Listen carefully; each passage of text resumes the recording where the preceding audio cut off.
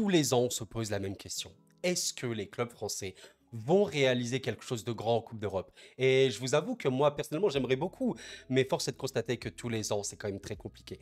Dans cette vidéo, nous allons évoquer la dynamique des clubs français, des pronostics certes, mais plutôt la dynamique et voir un petit peu la situation de tous ces clubs. Et le moins que l'on puisse dire, c'est que il y a beaucoup de choses à dire. Il y a aussi des groupes assez relevés, et donc nous allons voir tout ça aujourd'hui. Bref, en tout cas, j'espère que vous allez bien, c'est Koro, je suis incroyablement heureux de vous retrouver. J'aimerais vous remercier pour tout le soutien qu'a la chaîne actuellement. Merci beaucoup, vraiment, et on va continuer comme ça.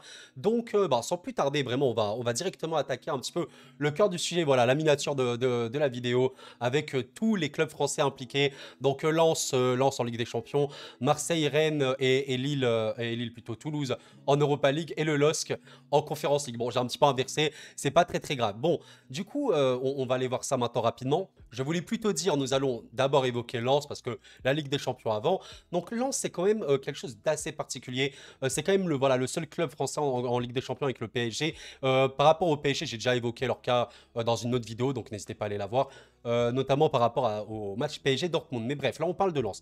Alors Lens, en fait, bon, une dynamique très particulière. Oui, Lens ces derniers. Cependant, j'ai beaucoup parlé de Lens sur cette chaîne honnêtement, et ce que je vais dire là maintenant ne va pas changer d'habitude, c'est que déjà le tableau de Lens, on va pas se mentir, c'est quand même un tableau qui est assez compliqué. Tu affrontes Rennes, qui pour moi est quand même un prétendant sérieux, top 5, top 4, même plus. Tu affrontes le PSG, bon, évidemment Monaco. Donc, évidemment, bon, il y a quand même Brest et Metz, qui sur le papier peuvent paraître moindres, surtout Metz. Mais la vérité, c'est que quand tu regardes les matchs de Lens, tu te rends compte qu'il y a, je trouve, un manque de réussite aussi importante, parfois il faut le dire, mais aussi un manque de repères. Il faut vraiment pas oublier que Lens a perdu Openda et surtout Fofana. Alors, les deux ont été numériquement remplacés par Openda, en tout cas par Wai, et Fofana par Diouf. Mais force est de constater que le leadership, en tout cas qu'incarnait Fofana, n'a pas été totalement, remplacé. Donc ça, c'est vraiment le plus important évoqué contre en soi pour moi. Surtout que, en vérité, si tu regardes notamment la performance contre le PSG, bah, je suis désolé, en première période, tactiquement parlant, tu bloques bien Paris, tu te prends un but en fin de match, c'est ce qui a un petit peu te met du mal. Mais voilà, on va pas non plus trop détailler, mais ce que je veux dire par là, c'est que Lens aurait mérité un peu mieux. Contre Metz, franchement, 31 tirs, 10 cadrés, 75% de possession pour perdre le match avec un Metz qui a 25% de possession et 2 tirs, c'est quand même une folie. Et donc, l'énergie de ce club est toujours là. Les supporters sont là, Francaise va vraiment vouloir porter l'équipe, mais je pense que ce qui manque à Lens, c'est vraiment ce déclic. Vraiment, Lens, sans comparer, ça me rappelle un peu le Barça. Le Barça, c'est quand même une équipe qui est grande. Bon, cette saison, ils sont vraiment grands pour le coup. Pour le coup, ce qui leur manquait, c'était vraiment un côté mental. Je considère que si le Barça passe ce cap mental cette saison, ils vont faire très mal. Et ben, dans une autre mesure, c'est un peu comme ça que je vois les choses pour Lens. Et vraiment, le match contre Séville est très particulier parce que Séville, il faut vraiment pas voir Séville comme un club qui est actuellement extrêmement fort et tout. Absolument pas. Séville est très bas en Liga. Comme vous le voyez, ils sont 17e et ils sont un petit peu sur la dynamique de la saison précédente. Bon, je crois qu'ils avaient fini un peu plus haut, mais c'était une saison très compliquée pour Séville. Donc je ne sais pas si c'est la saison du maintien pour Séville, mais un peu comme Lens, c'est très compliqué cette saison.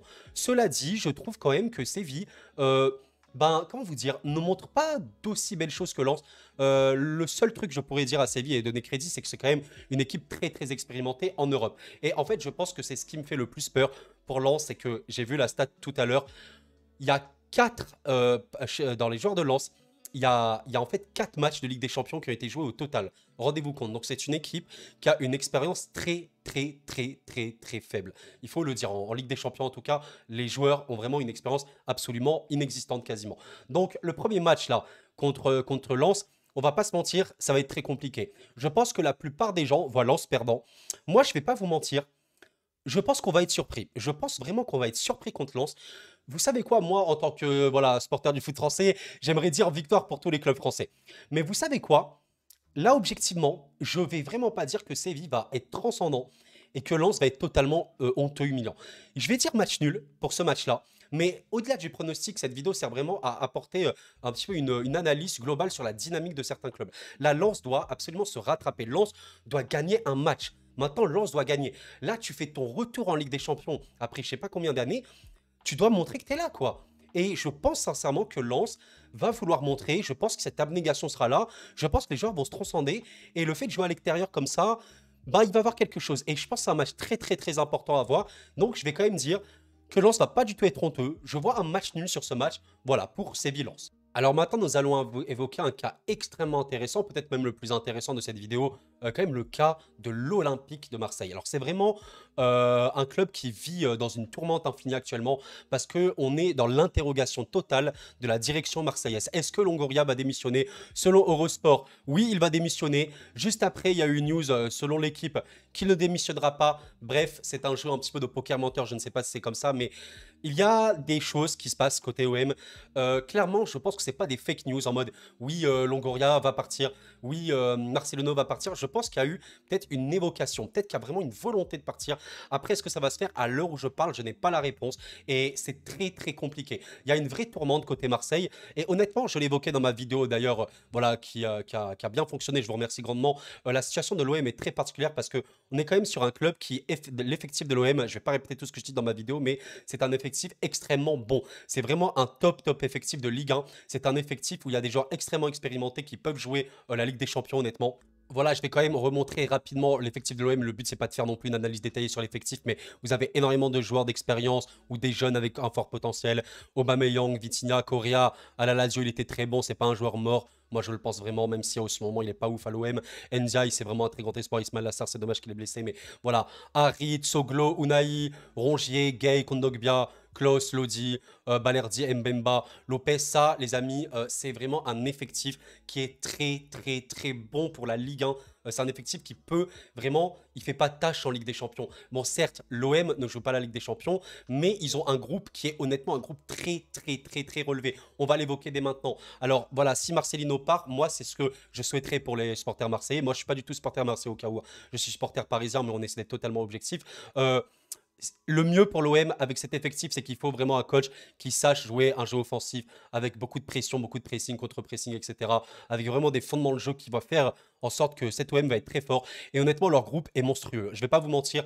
Ajax, Brighton, Athènes, surtout Ajax et Brighton, et surtout Brighton, c'est du très très lourd. Aujourd'hui, Brighton peut jouer la Ligue des Champions pour moi sans stress. Il faut quand même rappeler quelque chose, je vais vous montrer ça assez rapidement. La Ligue des Champions, c'est quand même cette saison quelque chose d'assez particulier. Je vais vous montrer ça très rapidement. Alors voilà, on va passer par là. La Ligue des Champions, vous voyez qu'il y a quand même de grosses équipes, mais quand on regarde vraiment en détail, bah, je suis désolé, tu prends Copenhague, c'est pas pour insulter, hein, vraiment pas. Mais tu prends Copenhague, tu prends Salzbourg, tu prends le Celtic Glasgow, etc. L'Étoile Rouge, bah, ok, ils sont en Ligue des Champions. Fondamentalement, l'OM n'est pas plus mauvais qu'eux. Fondamentalement, Brighton peut totalement battre ces équipes-là. Et même l'Ajax, même si l'Ajax, on va en reparler, c'est assez particulier. Donc, ce que je veux vous dire par là, c'est que le groupe de Marseille est vraiment un groupe très, très, très important. Bon, maintenant, concernant leur match, parce que maintenant qu'on a dit tout ça, il faut vraiment parler de l'Ajax. Ajax-OM, donc vraiment un match très particulier. Europa League qui a un petit peu des allures de Ligue des Champions, on va pas se mentir. Surtout qu'on connaît l'histoire de l'Ajax en Ligue des Champions, et même de l'OM hein, quand même. Il faut vraiment pas se mentir, l'Ajax n'est pas bon.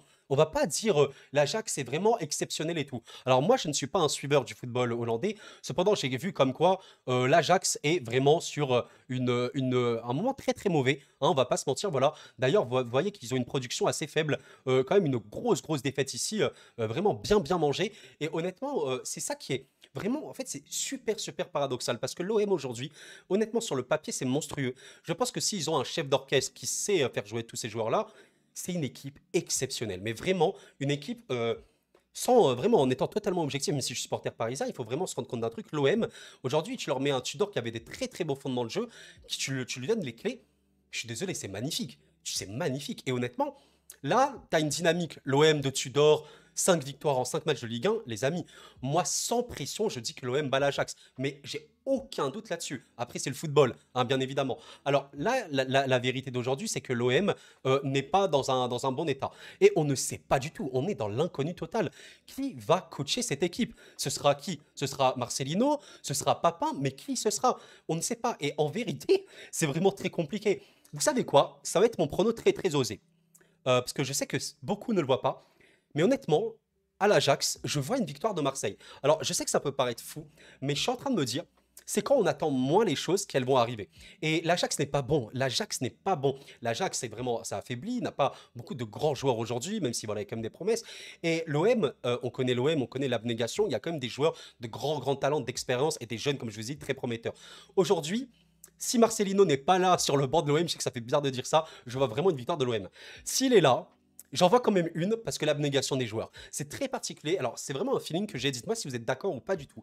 Je vois vraiment l'OM gagner ce match-là. Voilà. C'est particulier, mais je vois l'OM gagner. Alors maintenant, nous allons évoquer le cas du Stade Rennais. Alors, le Stade Rennais qui est vraiment une équipe que je trouve particulière parce que c'est vraiment une équipe pour moi qui actuellement est un peu en mode gâchis. Je trouve que le Rennes pourrait faire beaucoup mieux. En tout cas, de ce qu'on a vu à la première journée contre Metz. Après, c'est que des matchs nuls. Bon, certes, il y a quand même un match nul contre Lille qui évoque quelque chose. Un match nul aussi contre Le Havre qui est assez particulier. Mine de rien, ce match-là contre Le Havre, avec autant de production offensive, ils auraient peut-être dû gagner. Mais je trouve que Rennes est quand même une équipe globalement très forte et je pense qu'ils vont sincèrement remonter. Pour moi, ils vont dans le top 4 Ligue 1 si tout se passe bien hein, pour eux. Alors, il faut quand même dire qu'ils ont un groupe, je trouve, extrêmement abordable.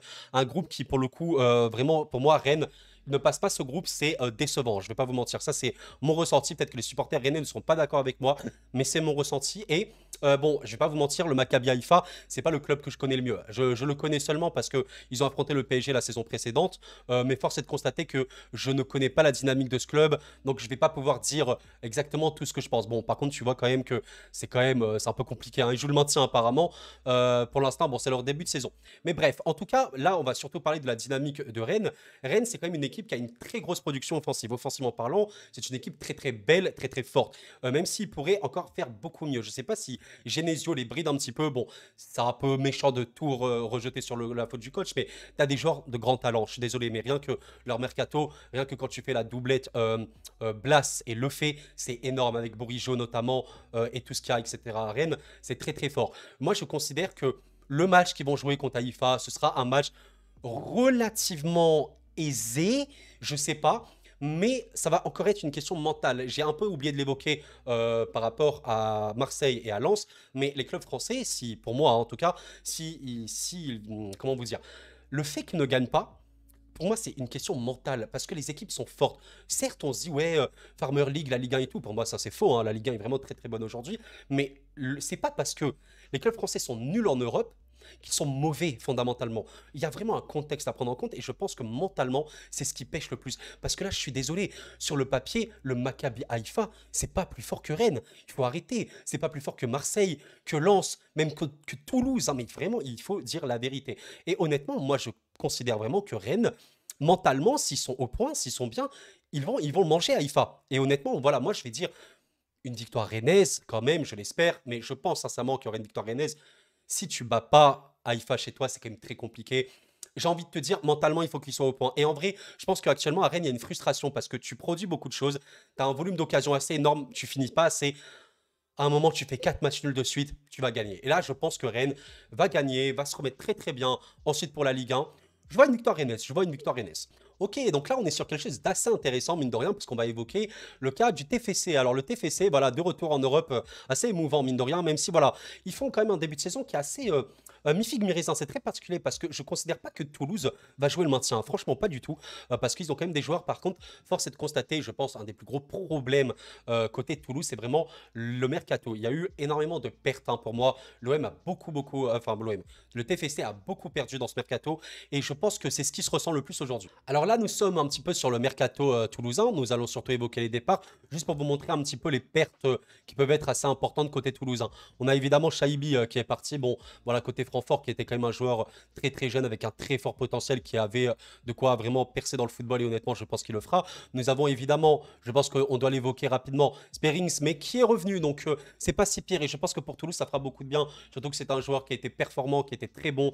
Donc, je pense sincèrement que ça leur fera beaucoup de bien. Ça, c'est vraiment un point à ne pas sous-estimer, le retour de ce mec-là. Maxime Dupé, pour le coup, qui part, c'est quand même douloureux parce que c'était quand même leur gardien, mais c'est pas si pire parce que Guillaume Rest, hein, je trouve, qui est quand même un très jeune espoir, extrêmement bon. Franchement, c'est incroyable, hein, ce gardien-là. Je vous avoue que je le connaissais pas du tout, mais très bon. Bon, évidemment, comment évoquer le mercato toulousain sans évoquer le départ de Van den Boomen. Donc, vous voyez globalement que Toulouse, certes, ils ont fait quelques recrues, hein, je dis pas, mais les pertes sont très conséquente. Cela dit, comme je l'évoquais tout à l'heure, le départ de Toulouse est mitigé parce que, mine de rien, c'est pas si pire, hein. Tu fais une victoire contre Nantes, première journée. Contre Toulouse, contre le PSG, mine de rien, t'es pas honteux. T'es pas honteux pour moi. Alors certes, t'as 23% de possession. Cela dit, quand même, en contre, t'arrives à les prendre, tu fais un match nul au stadium, c'est pas si pire, hein. Vraiment, il faut vraiment pas sous-estimer ça. Et vraiment, j'insiste là-dessus, c'est quand même quelque chose d'important. Voilà, ensuite, bon, tu fais un résultat très décevant contre Strasbourg. Là, pour le coup, là, j'ai pas grand-chose à dire. C'est une production très, très stérile. Comme quoi, peut-être que Toulouse n'est pas forcément fait pour la possession. Et ensuite, voilà, un match contre Clermont qui est décevant également parce que bah, tu paies, en fait, tu prends le match nul en fin de match et c'est un petit peu de mal. Peut-être que c'est des séquelles, enfin, séquelles, un petit peu une faiblesse mentale. Et bon, contre Marseille, c'est un match très particulier parce que je trouve qu'il y avait une production très, très faible. Donc, grosso modo, en fait, pour Toulouse, c'est pas une équipe mauvaise, vraiment pas. Je trouve que c'est une équipe en rodage qui a besoin de confiance. Et là, tu affrontes une équipe, l'Union Saint-Gilloise, qui, pour le coup, je ne connais pas beaucoup encore comme Haïfa. Cependant, je sais qu'en Belgique, ils sont plutôt bien. Je sais que c'est quand même une équipe qui est plutôt bien en Belgique, notamment la saison précédente qui avait fini. Ah oui, c'est vrai que c'est assez particulier en Belgique. Bon, écoutez, là, pour l'instant, ils font pas un très bon début de saison, cela dit. Ils marquent beaucoup de buts, mais ils en encaissent pas mal. Je pense quand même que ce sera un match, en vrai, c'est quand même dur pour moi parce que je connais pas assez, malheureusement, l'équipe là. Comme vous l'avez compris, cette vidéo, c'est des pronostics, mais c'est surtout pour parler d'une dynamique d'un club. La dynamique de Toulouse, pour moi, c'est du rodage. C'est pas une équipe mauvaise, c'est pas la meilleure équipe, mais c'est plutôt une équipe qui peut être vraiment bonne, voire très bonne. Peut-être que le retour de Sperring fera beaucoup de bien. Je vais pas vous mentir. Je vois pas une défaite pour Toulouse, je pense un match nul et je pense que ce sera déjà bien. Concernant le groupe de Toulouse, on est sur un groupe où ils peuvent potentiellement sortir. Alors ce serait merveilleux. Franchement pour moi, t'as quand même Toulouse qui finit deuxième derrière Liverpool notamment, ce serait merveilleux. Je pense pour le coup que si Toulouse recevait, ils auraient gagné parce que le stadium on connaît une ambiance exceptionnellement forte, surtout les grands soirs. Là pour le coup, je vais quand même dire match nul, voilà, pour ce match-là. Et enfin, nous allons évoquer le cas du LOSC. Alors, le LOSC, c'est très particulier parce que c'est quand même le club qui est en Conference League. Et pour le coup, j'ai très très peu de choses à dire, voire absolument rien sur leur adversaire. Mais nous allons encore une fois évoquer la dynamique de ce club-là. Alors, le LOSC, c'est vraiment une équipe aussi vraiment belle à voir jouer, je pense, parce qu'il y a quand même de très très grands talents. En fait, moi, ma plus grosse crainte que j'ai par rapport au LOSC, c'est vraiment sur l'aspect, on va dire, densité de l'effectif. Je trouve qu'on se repose énormément sur David. Et je vais pas vous mentir, ce mec-là qui n'a pas réellement de remplaçant, on va dire, à son niveau, bon, évidemment, mais même tout court, ça va quand même être compliqué parce que si David crame, ça va quand même être vraiment dur pour le LOSC. Mais globalement, je vois une équipe qui est forte, mais qui est assez inconstante. C'est très très bizarre d'arriver à faire voilà, une petite victoire contre Nantes, bon, qui a été assez particulière, mais ensuite de te faire éclater contre Lorient. Cela dit, tu n'as pas une production au néant quand même. Et je pense que ce qui peut un peu pêcher côté LOSC, là pour le coup, plus que dans les autres, c'est vraiment l'aspect mental. Cela dit, ils sortent quand même d'une performance plutôt très convaincante hein, contre Rennes. Il faut vraiment pas se mentir. Un petit choc, hein, enfin un gros choc de Ligue 1 même. Et vraiment, c'est pas si pire. En fait, Lille, c'est un peu comme Rennes. C'est vraiment particulier parce que je trouve que c'est des équipes qui se ressemblent, des équipes qui ont vraiment, on va dire, une vocation à jouer offensivement vraiment bien, qui peuvent vraiment, qui sont des joueurs techniques, vraiment des bons joueurs à Lille. Et honnêtement, c'est pour moi, je vais pas vous mentir, on va être très honnête là-dessus. Le groupe Conference League de Lille, bon, moi, la Conference League, c'est la compétition que je connais le moins. Donc, excusez ma culture un petit peu au néant. Par contre, de par les clubs que je vois, je pense que Lille est dans le top 5 des favoris. Oui, littéralement, parce que bah, vous avez Francfort, voilà, encore une fois. Vous avez la Fiorentina, ok. Vous avez notamment Beşiktaş, j'ai vu le Fenerbahçe, on va dire des clubs sûrs comme ci, par-là, voilà. Pourquoi pas le Dynamo, mais bon, qui est un peu moins bien, je sais, en ce moment. Et Lille, bah, je suis désolé. Encore une fois, ce que j'évoquais pour les autres clubs, les clubs français sont forts. C'est pas une question de ouais, ils sont nuls en Europe, donc ils sont nuls. Je considère vraiment que les clubs français, ils sont forts, ils sont expérimentés, ils ont une histoire, ils ont un effectif, ils ont des très gros joueurs qui vont s'exporter soit en Allemagne, en Liga, je sais pas, en Première Ligue, etc. Mais mentalement, c'est mentalement. C'est l'ambition que tu as. Est-ce que Lille veut chercher la Conference League? C'est ça que je suis en train de te demander. Parce que Lille, sur le papier, c'est dans le top 5 des meilleures équipes de Conference League. Mais est-ce que tu as la volonté? Ou est-ce que tu es en mode, vas-y, c'est un match de Coupe d'Europe, un peu osef, on va faire tourner, on va pas jouer ça au sérieux. Vous voyez ce que je veux dire? C'est une question de mentalité. Alors, moi, sur le papier, voilà, alors, cette équipe-là, je sais que c'est un voilà, le championnat de Slovénie. La saison précédente, bon, c'est le championnat de Slovénie. Ok, apparemment, c'est le champion de Slovénie en titre. Mais je ne connais absolument rien de cette équipe-là. Mais par contre, je suis désolé. Ce n'est pas pour manquer de respect. Mais si le LOSC se fait humilier ou quoi contre ce club-là, avec tout le respect que j'ai pour ce club, c'est pas parce que le LOSC est beaucoup plus nul, c'est parce que le LOSC ou d'autres équipes françaises choisissent leur match. Pour moi, c'est ça la vérité. Tu choisis tes matchs. Tu n'es pas en mode, ouais, je vais jouer ces compétitions à 100%. Et c'est ça la différence. Et vraiment, je pense qu'il y a vraiment une question mentale très importante. Donc évidemment, pour ce match-là, je vais quand même évoquer une victoire pour le LOSC, hein, il ne faut pas se mentir. Une victoire pour le LOSC parce que je pense que c'est ce qui est le mieux et ce qui est le plus logique normalement. Bref, en tout cas, j'espère que vous avez apprécié cette vidéo. Moi, je vous invite vraiment à liker la vidéo si ce n'est pas fait et à vous abonner pour rejoindre cette belle aventure. J'ai lancé ma chaîne il y a à peu près 2 mois, un petit peu moins. Mais c'est avec beaucoup de plaisir que je fais tout ça. Et on est derrière les clubs français. On espère vraiment que ça va bien se passer. Voilà, globalement, si je dois résumer rapidement, je vois un match nul entre Séville et Lens. Et honnêtement, je suis pas loin de donner une victoire pour Lens avec toute leur force et de leur abnégation pour leur retour en Ligue des Champions. Concernant Ajax et l'OM, oui, je vois une victoire marseillaise. Oui, oui, oui, oui, je vois une victoire marseillaise. Rennes, Haïfa, je vois une victoire rennaise. LOSC contre Olympia Loujboujnana, je suis désolé, je ne sais pas comment dire ça. Je vois une victoire du LOSC. Et Union Saint-Gilloise-Toulouse, je vois un match nul. Oui, je vois 0 défaite pour les clubs français en cette première journée de Coupe d'Europe. Parce que même le PSG, j'ai pronostiqué un petit 4-1. Bon, à l'heure où je parle, le match n'a pas encore eu lieu. J'espère ne pas me tromper. Mais voilà, franchement, je pense qu'il faut être derrière les clubs français, les amis. Vraiment, qu'importe que vous supportez. Voilà, moi, je suis supporter parisien. Certes, je veux pas que l'OM réussisse gagner tout des trophées, c'est logique. Mais si je mets mon côté rival à part, si je suis en mode le foot français, le coefficient UEFA aussi, mais juste pour avoir un petit peu de prestance en Europe, pour qu'on respecte un petit peu ce que le football français fait, j'aimerais des victoires des clubs français tout simplement. Et honnêtement, ça c'est vraiment le message le plus important à retenir, je pense, de cette vidéo. En tout cas, pour moi, je vous le dis maintenant. Si les clubs français ne sont pas performants en Europe, ce n'est pas parce qu'ils sont nuls. C'est parce que c'est une question de mental pour moi. C'est une question psychologique. C'est une question de comment tu abordes les matchs. Parfois, tu as un complexe, soit d'infériorité, soit de supériorité. Parfois, tu choisis tes matchs. Les joueurs s'en foutent. Parfois, la culture même de la gagne. Tu as des coachs, ils sont en mode, ouais, vas-y, c'est des matchs d'Europa, machin truc, je fais tourner l'effectif, on s'en fout. Vous voyez ce que je veux dire? Normalement, tu joues un championnat pour terminer le plus haut possible. Et quand tu termines le plus haut possible, tu joues l'Europe. Et c'est normalement à ce moment-là que tu dois produire le plus beau football possible et tout donner. Donc voilà, et j'espère vraiment et sincèrement que cette saison, ça va être le déclic de ces clubs français. Vraiment qu'on soit fiers, quoi. Qu'on ait tous les clubs français en huitième. Bon, ça va être quand même compliqué, notamment pour Lens, ok. Pour Marseille, c'est quand même un groupe très très relevé. Mais pourquoi pas? Pourquoi pas? Bref. En tout cas, voilà, merci d'avoir suivi cette vidéo. Encore une fois, likez, abonnez-vous si ce n'est pas fait. Merci infiniment pour tout ça. Pensez à regarder un petit peu les posts sur YouTube. J'évoque quelquefois des lives qui peuvent apparaître par-ci par-là. Merci à vous d'avoir suivi. C'était Koro. Je vous souhaite la meilleure journée et la meilleure soirée possible. Et la paix sur vous.